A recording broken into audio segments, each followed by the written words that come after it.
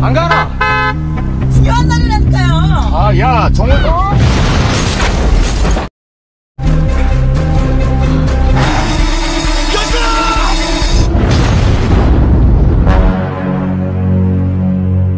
Baju Latos terpelpekatos. Ya, itu adalah nama Italia saya. Film dibuka dengan Sung Kyu yang belum bangun dari tidurnya dan tidak ia sadari ada sepucuk senjata yang mengarah padanya dan tiba-tiba ya, itu adalah cara sang anak membangunkan ayahnya. Tanpa pikir lama, ia langsung bersiap-siap menuju bank pusat di mana tempat ia bekerja. Mungkin karena rindu mengantar, pagi ini ia mengantar dua anaknya berangkat sekolah. Anak gadisnya yang bernama Hiren merasa ada yang aneh, di mana ia merasa ada bau yang tak sedap. Namun tak ada yang menggubris. Malah Minjung alias sang adik malah menertawakan dikata itu bau karena ia belum cebok. Dengan kecepatan santai, Sung Kyu yang sebagai manajer di bank pusat menelpon wakilnya untuk memastikan kelengkapan untuk membahas rapat penting nanti. Namun sesaat setelah telepon ditutup, ada notif panggilan lain dari HP yang berbeda.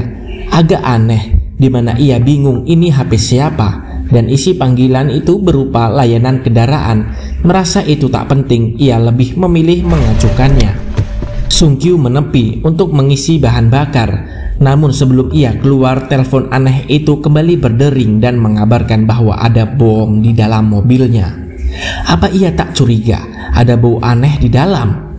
Ia pun terdiam dan teringat ucapan Hiren. Tak lama setelah itu, Minjung minta dibelikan air, dan akibat permintaan itu, penelpon itu sadar bahwa Sung Kyu bersama anak-anaknya. Dengan lantang, sang penelpon meminta Sung Kyu untuk mengecek di bawah joknya. Dan benar saja, kaget bukan kepalang, rupanya ucapan penelpon itu benar adanya. Ya, itu adalah bom hidrolik yang aktif ketika ada tekanan, dan jikalau Sung Kyu mengangkat pantatnya, bom itu langsung meledak.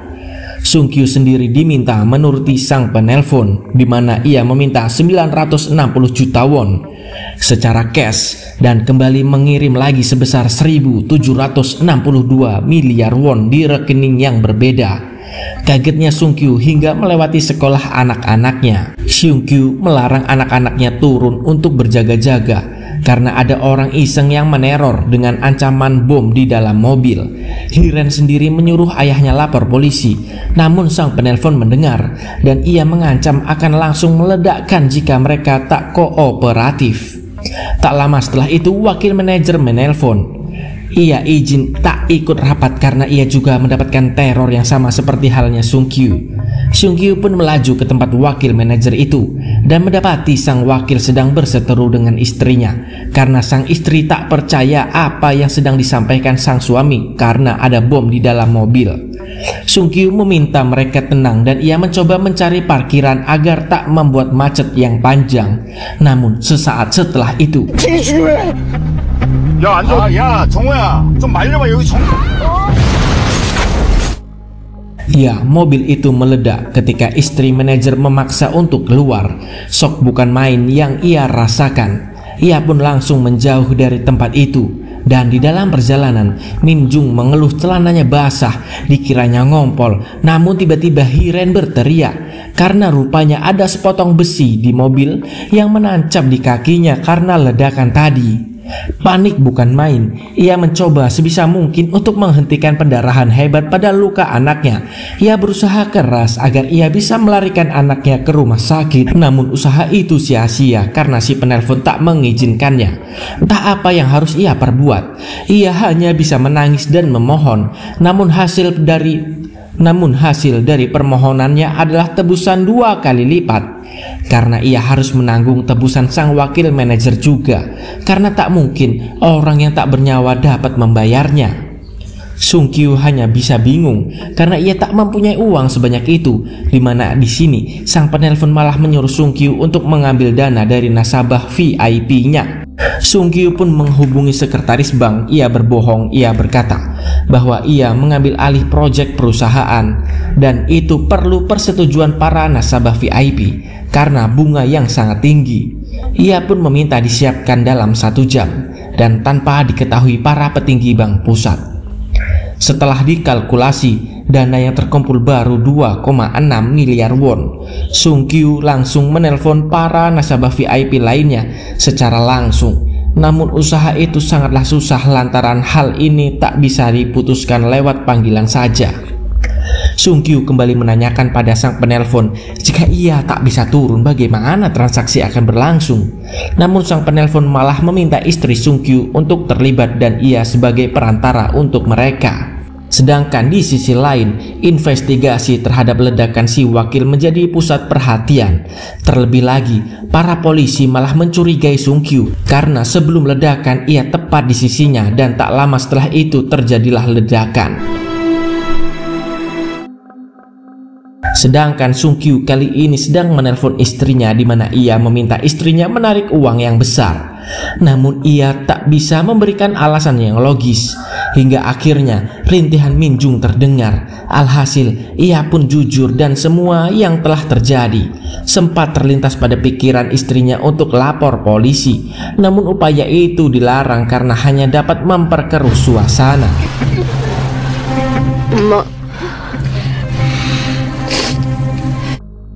Tak lama setelah itu, Sung Kyu melaju pergi ke tempat pertemuan dengan istrinya. Istrinya yang gemetaran terus diyakinkan oleh Sung Kyu bahwa semua akan baik-baik saja. Namun sang istri makin panik ketika ada OTK yang mendekatinya. Namun tak lama setelah itu, OTK itu diamankan petugas. Dan rupanya diam-diam istrinya memanggil petugas keamanan. Dikira sudah tuntas, rupanya itu bukanlah target utama. Dan penelpon misterius mengingatkan jika ia melanggar komitmen maka konsekuensinya adalah tanggung sendiri ya. Semua sangat terkejut dan khawatir apakah Ibu Min Jung akan baik-baik saja. Dan untungnya ia hanya syok dan tak ada cedera yang berarti.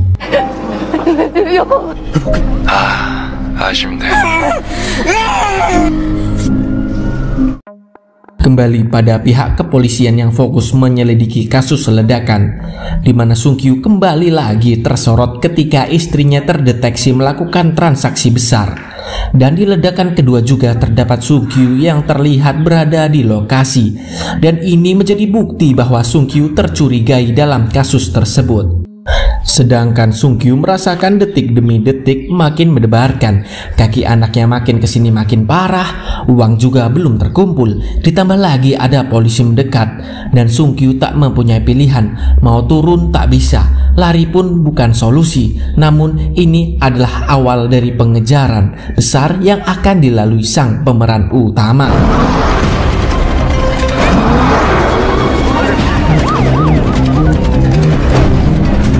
Padatnya lalu lintas sebisa mungkin ia terabas.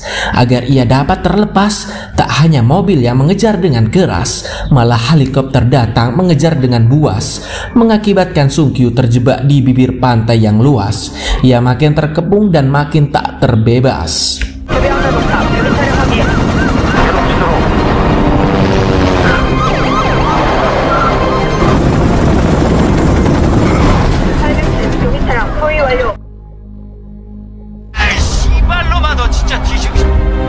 Situasi makin mencekam. Inspektur polisi datang. Di sini Sung Kyu diminta penelpon untuk bersaksi bahwa ini semua adalah ulahnya dan ia akan meledakkan jika tak dibebaskan.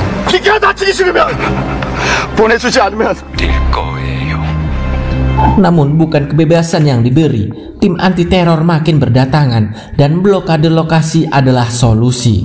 Penjinak bom pun datang. Di sini Sung Kyu memberi kode bahwa ia dikendalikan oleh orang lain dan itu terbukti dengan konfirmasi anak-anaknya. Alhasil ia pun diberikan HT sepaket dengan kotak P3K. Di sini para polisi menguping percakapan, namun sepertinya penelpon itu mengetahuinya dengan bukti SMS yang menjadi kabar. Alhasil HT pun dibuang dan ia tak tahu harus berbuat apa lagi. Akhirnya sinyal di area itu diputus oleh polisi agar polisi dapat dengan mudah berkoordinasi dengan Sung Kyu. Para polisi pun beraksi dan mengecek setiap bagian dari mobil dan ditemukan 2 bom hidrolik yang tertanam di 2 jok depan. Alhasil anak-anaknya dapat terselamatkan. HP Sung Kyu pun diminta untuk upaya penyelidikan. Namun Sung Kyu memberikan HP yang berbeda untuk berjaga-jaga dalam komunikasi di kedepannya. Di sisi lain, Hee-ren menolak meninggalkan ayahnya. Ia memberontak dan naik di kursi depan dan bom itu pun seketika aktif. Usut punya usut, Hee-ren mengetahui ada para penembak jitu. Ia khawatir jika ia keluar, ayahnya akan ditembak saat itu juga. Agen pejinak bom itu pun pergi mendatangi inspektur polisi karena menaruh sniper tanpa informasi. Namun inspektur itu memberitahukan bahwa ini adalah akal-akalan Sung Kyu. Terlihat di dalam HP-nya hanya ada panggilan dari istrinya dan para pegawai bank saja. Tak berselang lama ada kabar bahwa saudara Sung Kyu datang dan meminta menjadikan penengah, dan ia bersedia membujuk Sung Kyu agar ia menjinakkan bomnya. Dan rupanya ia adalah pelaku aslinya. Ini adalah sebuah penyamaran agar ia dapat berkomunikasi dengan Sung Kyu, karena sebelumnya jalur komunikasi seluler telah terputus. Rupanya pelaku adalah korban investasi bodong 6 tahun lalu di bank yang Sung Kyu kelola. Dan ini adalah pembalasan dendam yang patut Sung Kyu terima. Sung Kyu meminta dengan sangat untuk tidak melibatkan anak-anaknya, dan akhirnya dengan remote control permintaan itu diterima. Pelaku pun mengeluarkan Hee-ren dan berderama sedemikian rupa agar para polisi tidak mencurigai. Namun di sisi lain, polisi tetap menyelidiki latar belakang pria itu dan menghubungi istri Sung Kyu untuk memastikan kebenarannya. Pelaku itu pun membawa Hee-ren bukan untuk diserahkan pada polisi, namun dijadikan sandera kembali agar Sung Kyu dapat diperalat kembali. Sung Kyu pun diminta membuka dashboard mobil dan mendapati bom lain yang kembali aktif dan akan meledak dalam 18 menit, dan itu adalah waktu terakhir untuk menyerahkan sisa uangnya atau tidak. Kalian tahu sendiri jawabannya.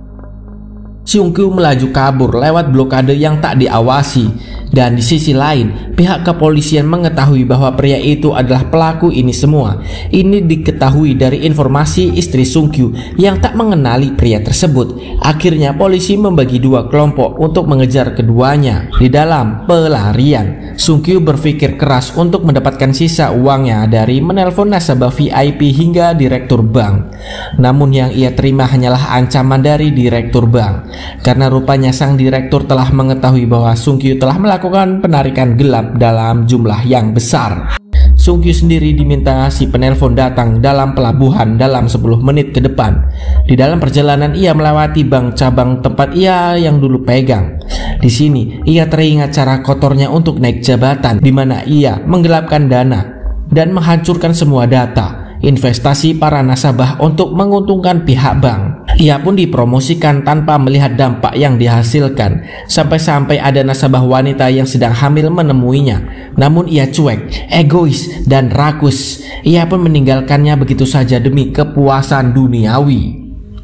Sung Kyu yang melewati semua spanduk itu mengingatkannya akan dirinya yang dulu, membuatnya merasa malu dan sangat merasa bersalah. Dan ia dengan tekad yang bulat akan memperbaiki ini semua jikalau ia selamat. Namun yang akan ia lakukan terlebih dahulu adalah menyelamatkan anaknya yang sedang disekap. Entah apa yang ia akan lakukan. Ia bingung karena bom masih kokoh di bawah joknya. Pria itu pun kembali menelpon dan menanyakan bagaimana rasanya kehilangan semua harta dan keluarga. Namun Sung Kyu merasa ini berlebihan, karena anaknya juga tuh gak tahu apa-apa, kenapa jadi korban. Namun jangan salah, karena Sung Kyu, istri pria itu pun tewas, bahkan anaknya yang belum lahir juga tewas. Yang rupanya wanita di garasi mobil itu adalah istri pria tersebut. Segala permohonan oleh Sung Kyu tak digubris. Pria itu pun langsung naik dan duduk di depannya. Segala permohonan oleh Sung Kyu tak digubris. Pria itu langsung naik dan duduk di sebelahnya. Ia akan mati dengan Sung Kyu untuk menebus semua kesalahannya. Sung Kyu tak punya pilihan. Waktu pun menipis. Daripada anaknya ikut terdampak ledakan, ia pun menginjak gas dan terjun ke laut. Para polisi yang pelan tak dapat berbuat apa-apa, mereka hanya dapat melepas Hiren yang menangis sejadi-jadinya. Dan di dalam air, Sung-kyu tersadar. Ia yang kembali mempunyai rasa kemanusiaan. Ia mencoba menyadarkan pria itu, namun waktu menipis dan tak ada cara lain lagi. Pria itu pun sedang pingsan juga dan tak sadar-sadar. Ia dengan akal yang tersisa mengganjal jok dengan buku, karena ia tahu tekanan di dalam air sangatlah kuat dan dapat menahannya. Tak berselang lama, bom itu pun meledak.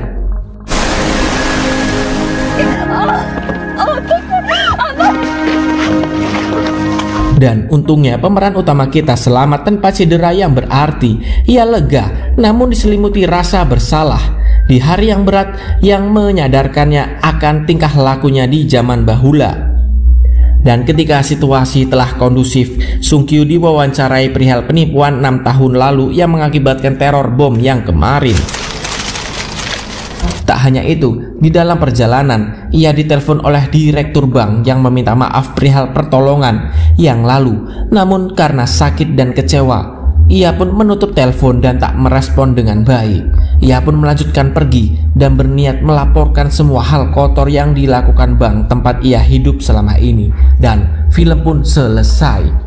Pesan mendalam di film ini berupa tentang keberhasilan kita di saat ini, menuntun kita pada karma masa lalu. Baik atau buruk cara kita berproses akan mendapatkan jawaban setimpal tentang apa yang selama ini kita tanam. Dan ini adalah buah yang akan kita petik dan rasakan sebagaimana mestinya.